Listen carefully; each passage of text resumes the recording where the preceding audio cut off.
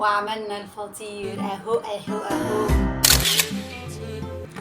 نفسي اكل فطير مشلتت، بس عشان حد يبعتهولي من مصر ويجيبهولي من مصر. انا عايزه البيت اللي كنا بنعمله في مصر، علشان حد يجيبهولي من مصر، مش لاقي حد يجيبهولي معاه من مصر. تمام. هتقولي لي موجود هنا في الامارات، موجود في الفران. انا مش عايزه اللي هو بتاع الفران ده، مش عايزاه. انا عايزه البيت، الفطير المشلتت البيت. طيب نعمل ايه الحل؟ نعمل احنا فطير مشلتت. هنعمل فطير مشلتت، واللي تعمله الله يرحمك يا ابويا ويسامحك، على رأي ابويا الله يرحمه كان يقول اللي تخبز العوره ياكلوا ولادها.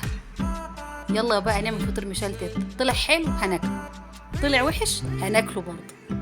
يلا بينا. بصوا العجينه اهي انا عجنتها، هنركنها شويه نص ساعه ترتاح، وبعدين هنقطعها. تمام، هنركنها دلوقتي.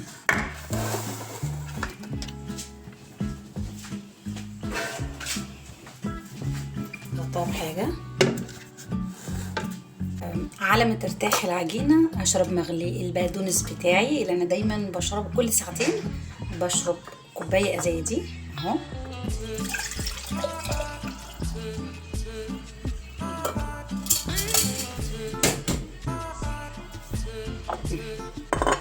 بقدونس، اشرب مغلي البقدونس. تكون العجينه ارتاحت، نرجع نقطعها ونشوف هنعمل الفطير المشلتت ازاي. النهارده يوم الفطير المشلتت.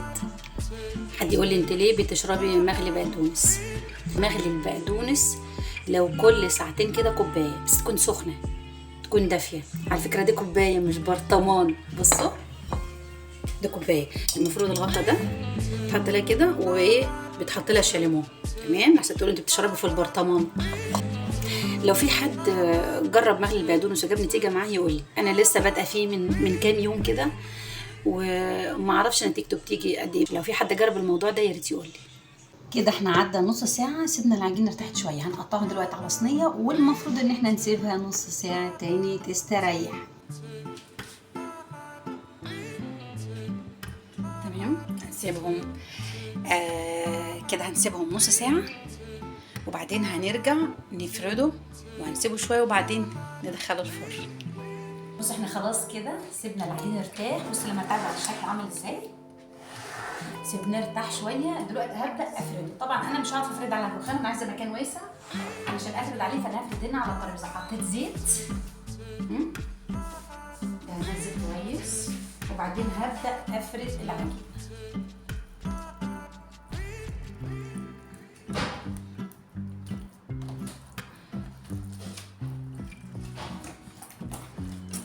بسم الله.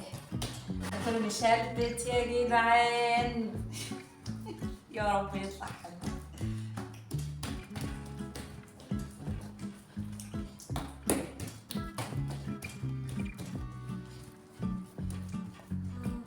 يا محاولة، بس هو الفطير يستحق المحاولة.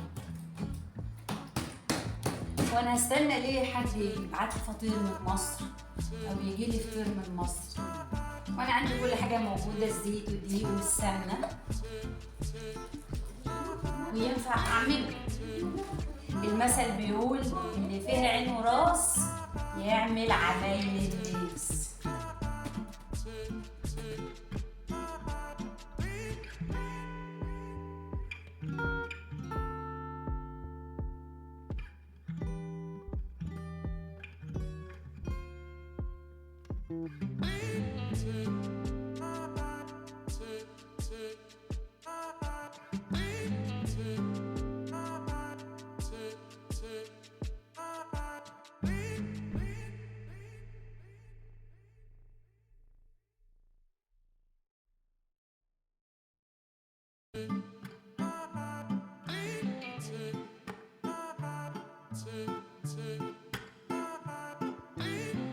هنبدأ دلوقتي احط في الصينية علشان ادخله الفرن. طبعا انا عاملة الفطير على قد حجم الصينية دي. هناخد اول فطيرة عملناها ونحطها في الصينية.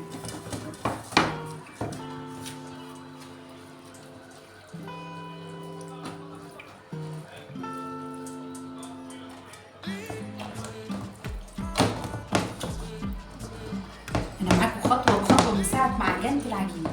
مفيش حاجه متغيره ولا في حاجه مختلفه. انا دلوقتي المفروض مولعه الفرن ومخلياه يسخن. تمام.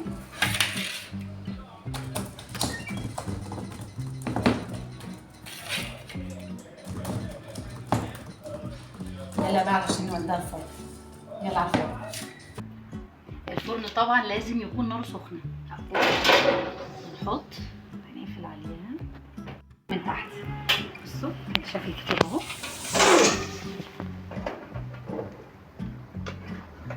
هنشوفه من تحت اهو. من تحت مش عايز حاجه ولا من فوق ولا من تحت. انا كده مولعه فرن وشوايه. طبعا الفطيره عامله حجم صغير علشان الصينيه صغيره. لو صينيه كبيره انا كنت اعملها اكبر من كده. دي خلاص. التانية لسه محتاجه شويه. هنطلع دي اهي.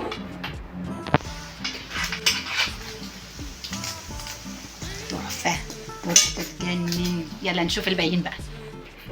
شايفين قلبه عامل ازاي؟ قولوا لي رايكم ايه بقى. مورق ومستوي.